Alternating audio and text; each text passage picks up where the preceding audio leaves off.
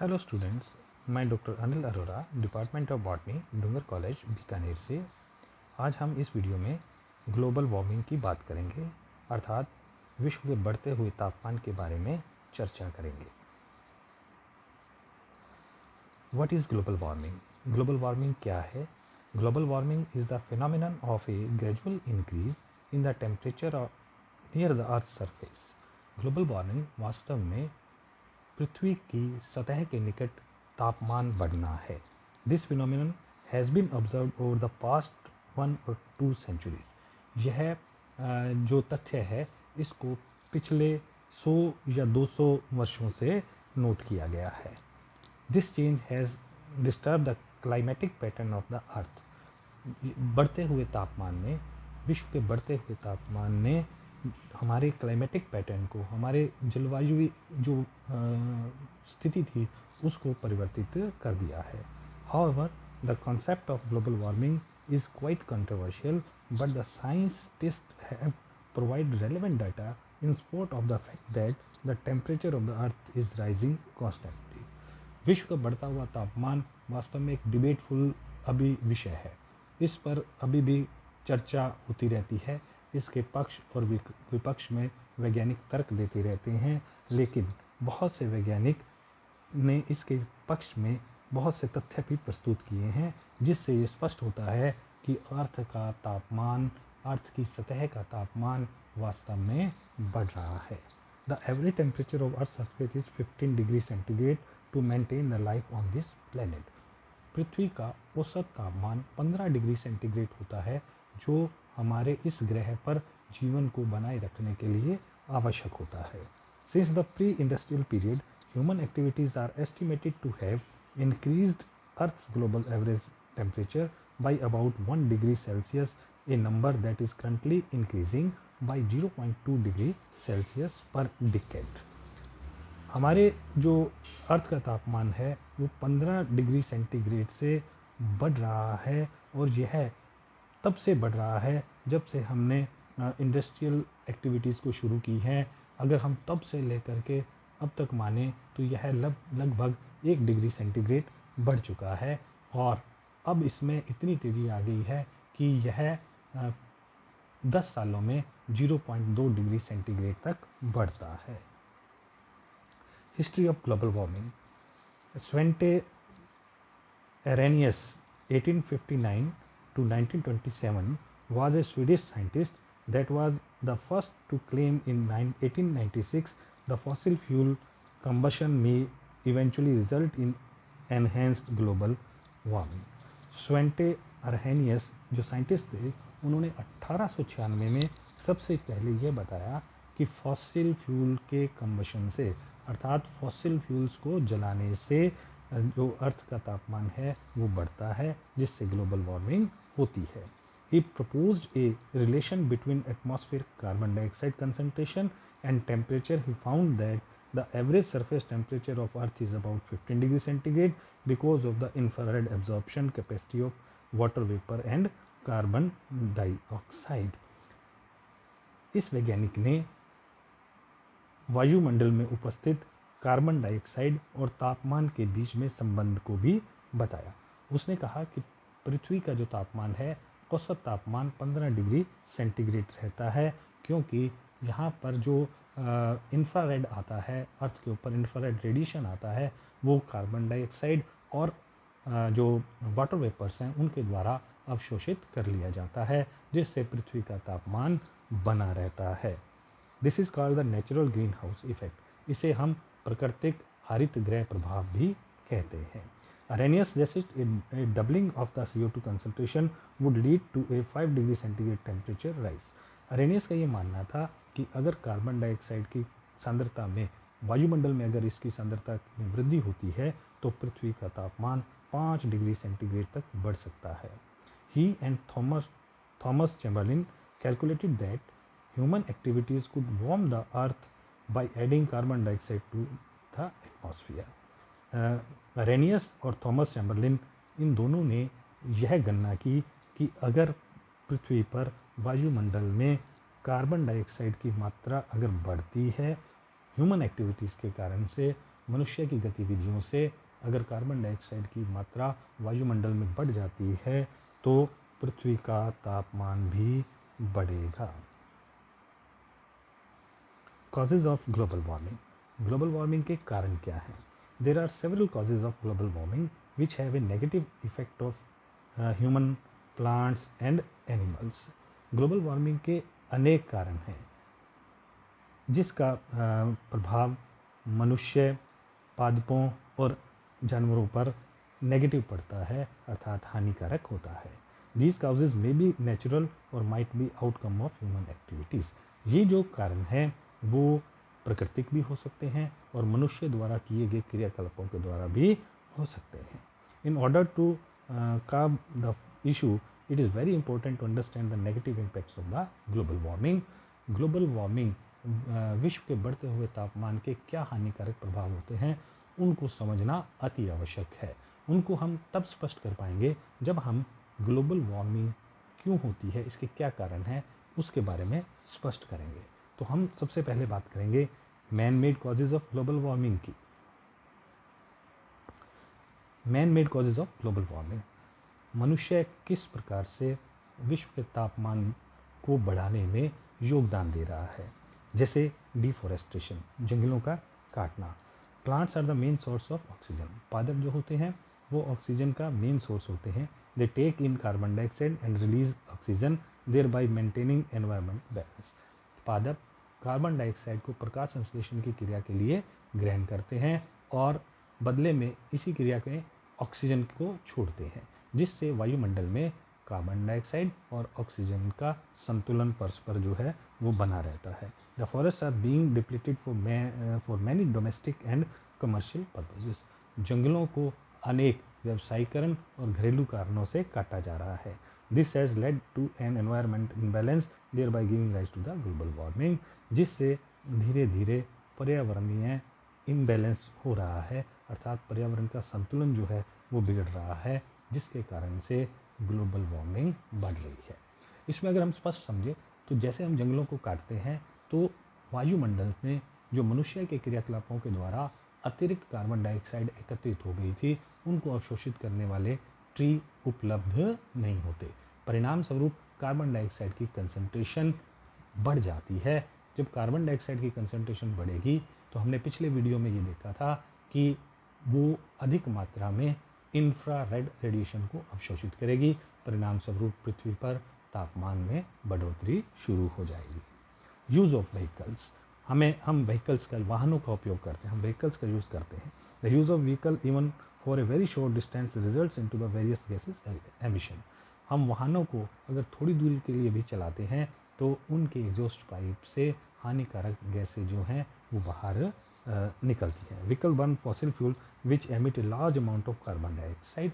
Vehicles के अंदर भी फॉसिल फ्यूल का यूज़ होता था, अर्थात पेट्रोल और डीजल का उपयोग होता है, जिसके जलने से कार्बन डाइऑक्साइड बाहर निकल जाती है। इस कार्बन डाइऑक्साइड के साथ दूसरे टॉक्सिन भी वातावरण के अंदर एयर पोल्यूशन को, वायुवीय प्रदूषण को बढ़ाते हैं। फिर वही बात यहाँ पर कि जब कार्बन डाइऑक्साइड की मात्रा एटमॉस्फेयर में बढ़ेगी तो धीरे धीरे वो ग्लोबल वार्मिंग अर्थात विश्व के तापमान को बढ़ाने में योगदान देगी। Chlorofluorocarbons. With the excessive use of air conditioners, refrigerators, humans have been adding CFCs into the environment which affects the atmospheric ozone layer. Chlorofluorocarbons होते हैं, इनका उपयोग सामान्यतः फ्रिज और एसी में किया जाता है। यह ठंडा करने के काम भी आते हैं, वहाँ पर बैलेंस करने का काम करते हैं। जितना ज़्यादा हम इनका उपयोग करते हैं उतने ये वायुमंडल में CFCs को, क्लोरोफ्लोरोकार्बन्स को छोड़ा जाता है और जब ये वातावरण में आते हैं तो ये स्ट्रेटोस्फीयर तक जा कर के ओजोन की लेयर को प्रभावित करते हैं। हमारे वायुमंडल के ऊपर ओजोन की एक परत होती है। ये ओजोन की जो परत है वो सूर्य से आने वाली हानिकारक किरणों, अल्ट्रावायलेट रेज को अवशोषित करती है। CFCs जो होते हैं, क्लोरोफ्लोरोकार्बन्स जो होते हैं, ये ओजोन से क्रिया करके उसे ब्रेक कर देते हैं, उसे तोड़ देते हैं, उसे ऑक्सीजन और O आयन के अंदर परिवर्तित करते हैं। तो जब ओजोन का डिप्लीशन होता है तो उस स्थान पर ओजोन की लेयर पतली हो जाती है, जिसे हम ओजोन के स्तर में छेद हो जाना भी कहते हैं। जब ओजोन के स्तर में छेद हो जाता है तो हानिकारक अल्ट्रावायलेट किरणें जो हैं वो पृथ्वी की सतह पर पहुंचने लगती हैं और ये भी पृथ्वी के तापमान को बढ़ाने में योगदान देती हैं। Industrial development. With the advent of industrialization, the temperature of the earth has been increasing rapidly. The harmful emission from the factories add to the increasing temperature of the earth. जैसे जैसे हम औद्योगिकीकरण को बढ़ाते जा रहे हैं वैसे वैसे पृथ्वी का तापमान भी लगातार बढ़ता जा रहा है। In 2013, the Intergovernmental Panel for Climate Change report that the increase in the global temperature between 1880 between 1880 and 2012 has been 0.9 degree Celsius.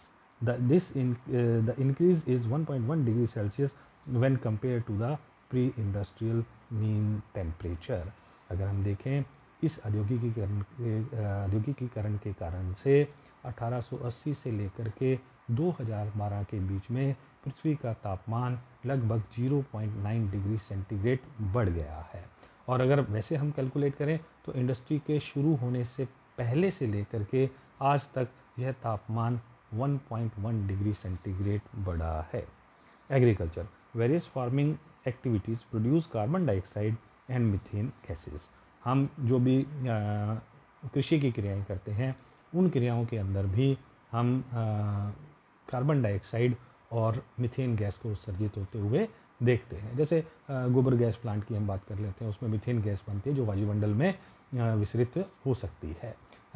बची हुई फसल को जला देने से भी किसान उस फसल को जला देता है, उससे भी कार्बन डाइऑक्साइड जो है वो उत्पन्न होकर के वातावरण में चली जाती है। तो ये दोनों ही गैसें कार्बन डाइऑक्साइड और मीथेन ग्रीन हाउस गैसेस भी कहलाती हैं जो इंफ्रारेड रेडिएशन को एब्जॉर्ब कर सकती हैं। परिणाम स्वरूप हमारी बढ़ती हुई एग्रीकल्चर एक्टिविटीज़ भी पृथ्वी के तापमान को बढ़ने में योगदान देती हैं। Overpopulation, increase in population means more people breathing, this lead to an increase in the level of carbon dioxide, the primary gas causing global warming in the atmosphere. बढ़ती हुई जनसंख्या भी ग्लोबल वार्मिंग का एक कारण है। एक तो ये कि जितनी ज़्यादा संख्या में मनुष्य पृथ्वी पर उपस्थित होंगे उतनी ज़्यादा संख्या में वो श्वसन की क्रिया के द्वारा कार्बन डाइऑक्साइड को बाहर छोड़ेंगे। यह कार्बन डाइऑक्साइड को अवशोषित करने वाले जो पेड़ पौधे हैं उनको हम काट चुके हैं, डिफॉरेस्टेशन कर चुके हैं और जिस मात्रा में हमें वापस इन पेड़ों को उगाना चाहिए उस मात्रा में हम इन्हें उगा नहीं पा रहे हैं। परिणाम स्वरूप जो एक्सेस ऑफ कार्बन डाइऑक्साइड है, जो सांस के द्वारा छोड़ी गई अतिरिक्त कार्बन डाइऑक्साइड है, वो वायुमंडल में एकत्रित होती जा रही है, जिसके कारण से भी पृथ्वी का तापमान जो है वो बढ़ रहा है। Natural causes of global warming, ये तो अब हमने मैन मेड कारण की बात की जो मनुष्य के क्रियाकलापों के द्वारा जो ग्लोबल वार्मिंग होती है जिसका तापमान बढ़ रहा है। अब हम प्राकृतिक कारणों की बात भी कर लेते हैं। वोल्केनोज, जिन्हें हम ज्वालामुखी कहते हैं। Volcanoes are one of the largest natural contributors to the global warming. ज्वालामुखी जो होते हैं वो सबसे बड़ा कारण है पृथ्वी के तापमान को, विश्व के तापमान को बढ़ाने में। The ash and smoke emitted during volcanic eruptions goes out into the atmosphere and affects the climate. जब भी ज्वालामुखी फटते हैं तो इनसे निकलने वाला जो धुआं होता है, जो राख होती है, वो अत्यधिक गर्म होती है। परिणाम स्वरूप ये पृथ्वी के तापमान को बढ़ाने में योगदान देते हैं। Water vapour, water vapour is a kind of greenhouse gas. Water vapour भी एक तरह की ग्रीन हाउस गैस होते हैं। Due to the increase in earth temperature more water gets evaporated from the water bodies and stays in the atmosphere adding to the global warming. जैसे जैसे पृथ्वी का तापमान बढ़ता है वैसे वैसे ही हमारे जो खुले जलीय स्रोत हैं जैसे ओशंस हैं, नदियाँ हैं, नाले हैं, झरने हैं, बढ़ते हुए तापमान के कारण से इनमें इनकी वाष्प बनती है, इनसे भाप बनती है जो वायुमंडल के अंदर एकत्रित होती रहती है और ये अतिरिक्त जो जल वहाँ पर एकत्रित हो जाता है, अतिरिक्त जो वाटर वेपर्स वहाँ पर एकत्रित हो जाते हैं वायुमंडल में, वो ग्रीन हाउस गैस का काम करते हैं और पृथ्वी के तापमान को बढ़ाने में योगदान करते हैं।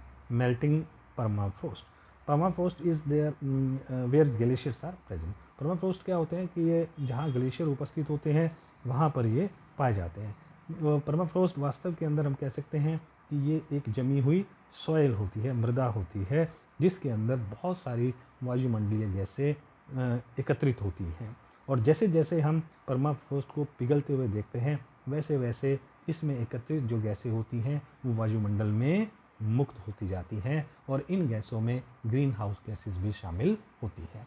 जैसे जैसे पृथ्वी का तापमान बढ़ेगा ग्लेशियर पिघलेंगे तो उस पर जमी हुई परमाफ्रॉस्ट अर्थात जमी हुई जो सॉइल है, मृदा है, वो भी पिघलेगी और उस मृदा के पिघलने से ग्रीन हाउस गैसेस उसमें जो एकत्रित थी वो भी बाहर निकलेंगी और वो और वायुमंडलीय के अंदर जो इंफ्रारेड हीट जो होती है उसको अवशोषित करेंगे, जिससे पृथ्वी का तापमान, विश्व का तापमान बढ़ता है। उसे हम ग्लोबल वार्मिंग कहते हैं। फॉरेस्ट ब्लेजेस और forest fires emit a large amount of carbon containing smoke. जब जंगलों में आग लग जाती है तो बड़े पैमाने पर धुआं उठता है जिसमें कार्बन डाइऑक्साइड होती है। इसके साथ साथ अन्य गैसें भी सम्मिलित होती हैं।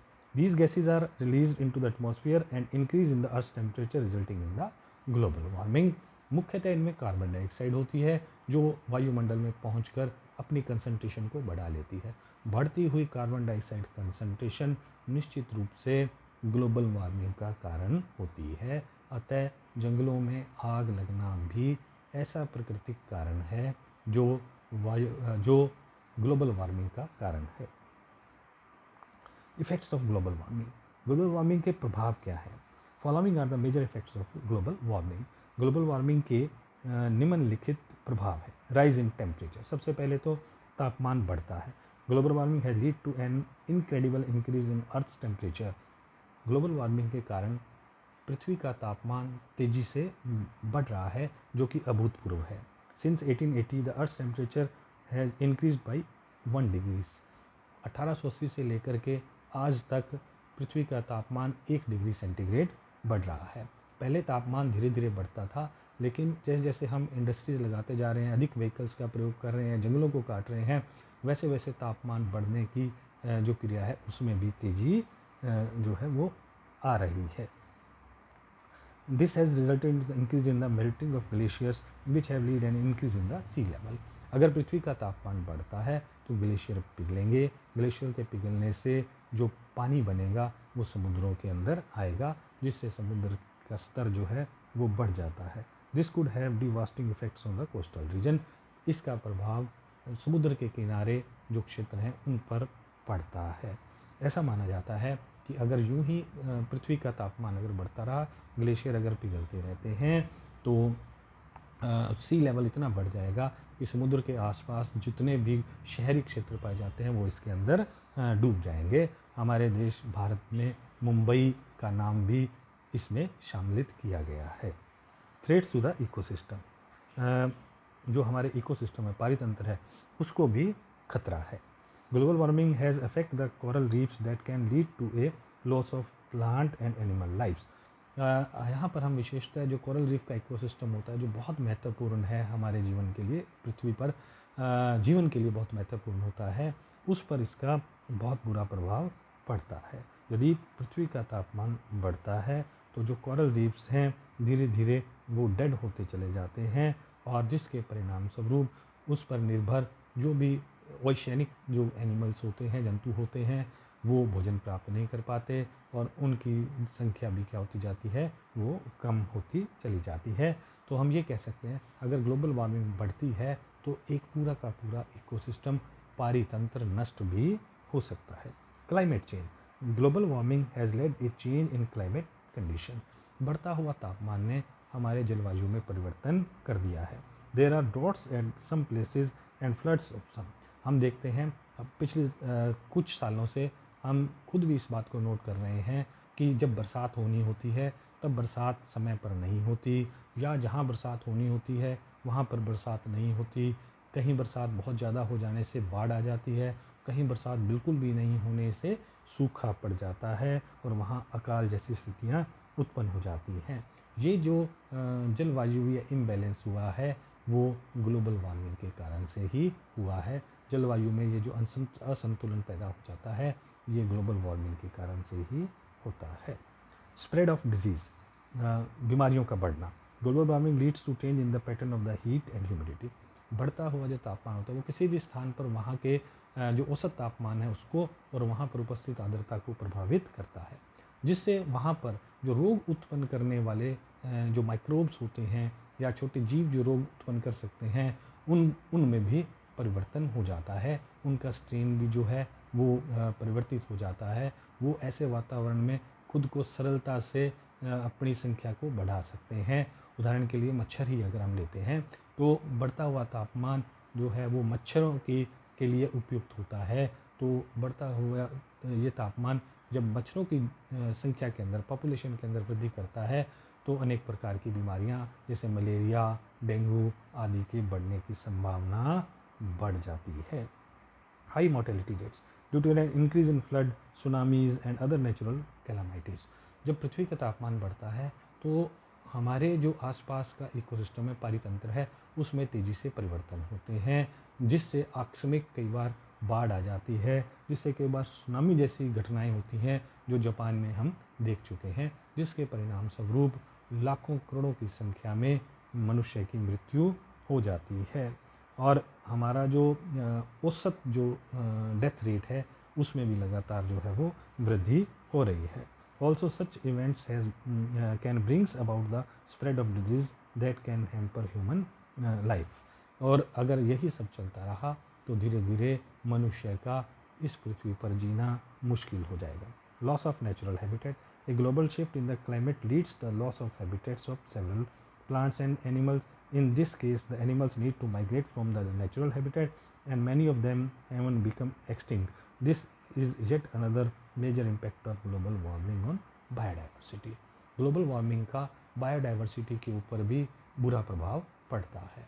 तापमान के बढ़ने से जो पादपों और जंतुओं का जो हैबिटेट होता है, जो आवास होता है, उसमें भी परिवर्तन होता है, जिसके परिणाम स्वरूप अनेक जातियां अब तक एक्सटिंक्ट हो चुकी हैं, लुप्त हो चुकी हैं या कुछ लुप्त होने के कगार पर हैं। एनिमल्स अपने हैबिटेट से दूसरे हैबिटेट के अंदर माइग्रेट कर सकते हैं, लेकिन प्लांट ऐसा नहीं कर पाते, तो धीरे धीरे उनकी जातियां जो हैं वो नष्ट होती चली जाती हैं, वो इस पृथ्वी पर से विलुप्त होती चली जाती हैं। एनिमल भी जब एक स्थान से दूसरे स्थान पर माइग्रेट करते हैं तो वहाँ पर उन्हें दूसरे प्रकार की स्थितियों का सामना करना पड़ता है, दूसरी क्लाइमेटिक कंडीशन का सामना करना पड़ता है जो उनके लिए उपयुक्त नहीं हो सकती है। Thank you so much.